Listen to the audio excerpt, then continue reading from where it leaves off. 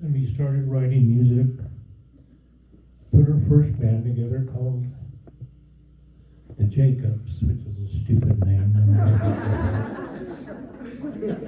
But we wrote songs because we could hardly play other people's music, even though we tried.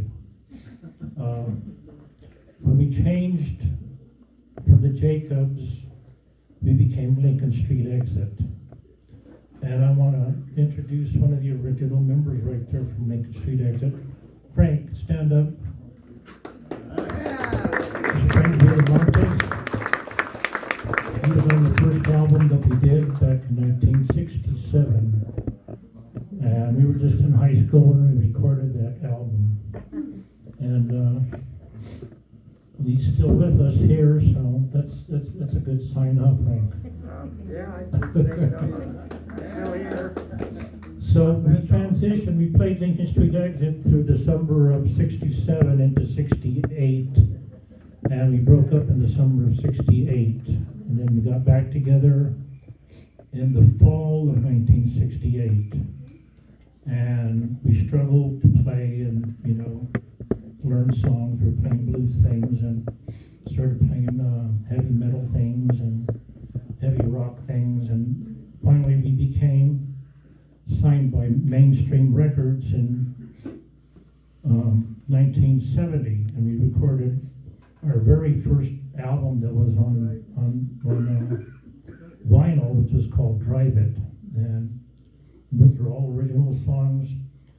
And being from New Mexico and Indian country, we incorporated the sounds, even in those songs, on the Drive It album, to get that sound that we got familiar with. So what happened was, the story was somebody liked one of the songs up in the Great Lakes area and decided they, wanted us to. It was around Detroit. I want to say it was around Detroit. They heard the music, and somebody from Motown wanted to record the band. But that's kind of a myth, because there's other stories about us getting the Motown contract. And that was Tom B, is instrumental. He was our manager. He was the songwriter of all the lyrics and the music. And we were also the musicians and writers of the music.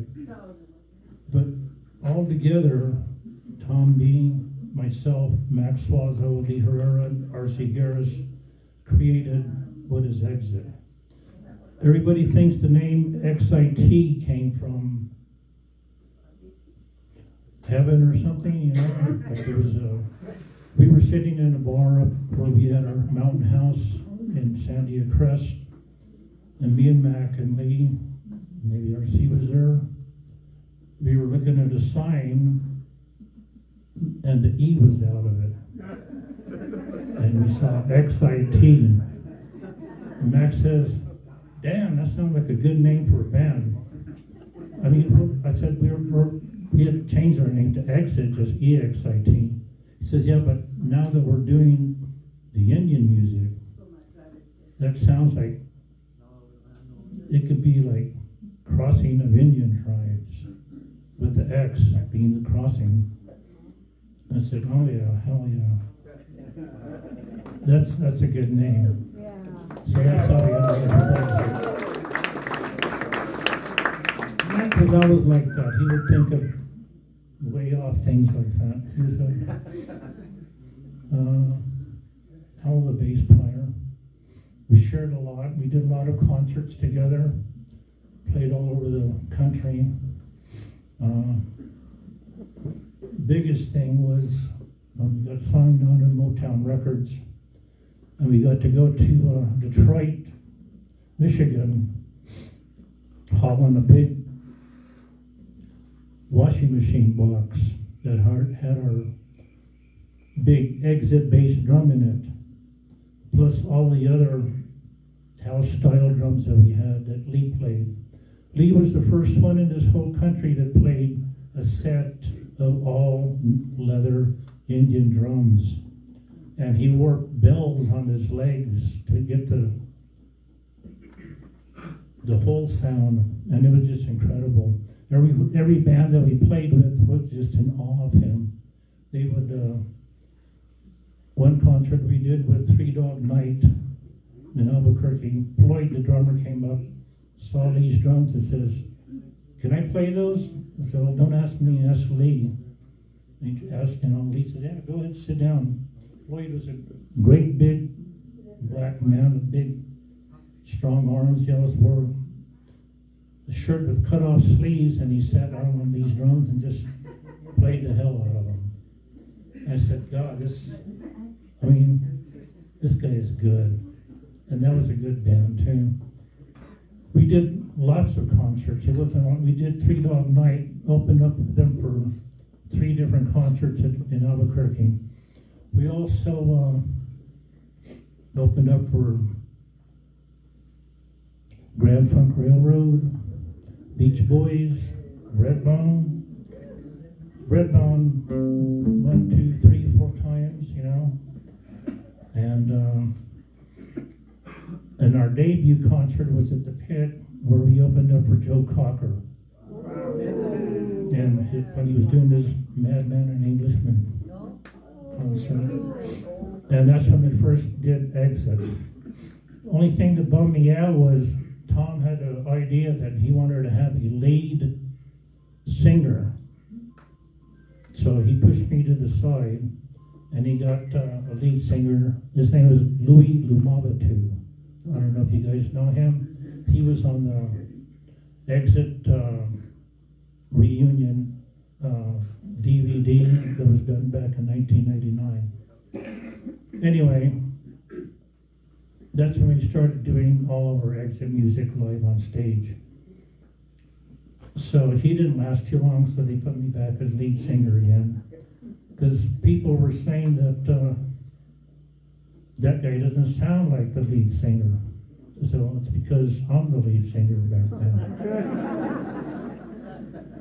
But I did manage to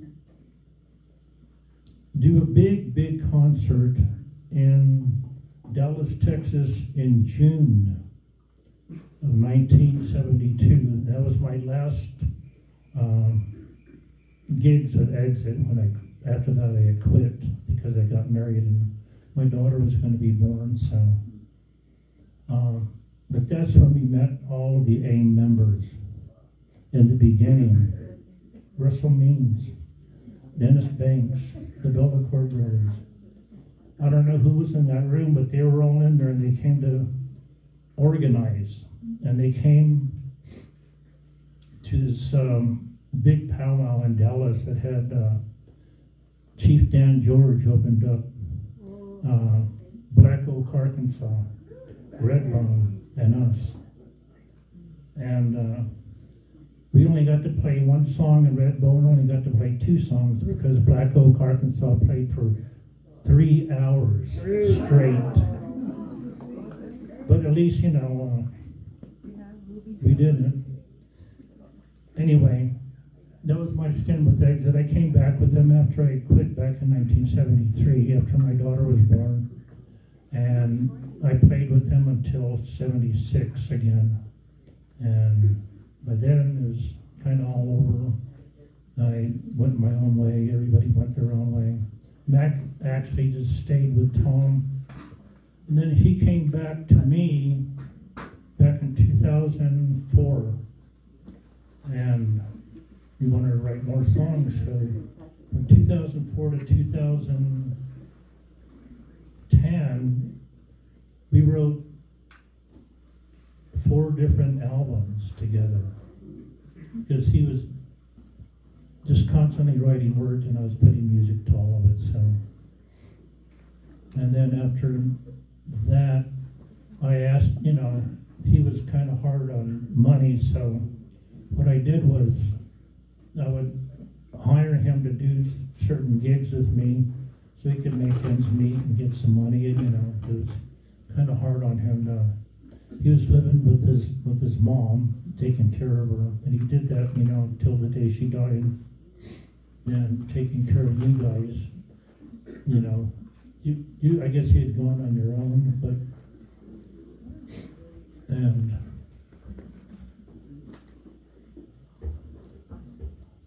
that's all I can remember, you know. That's 55 years ago that I met him. Anyway, I'll try to play some music without crying, so. I'm going to do a song called Beginning.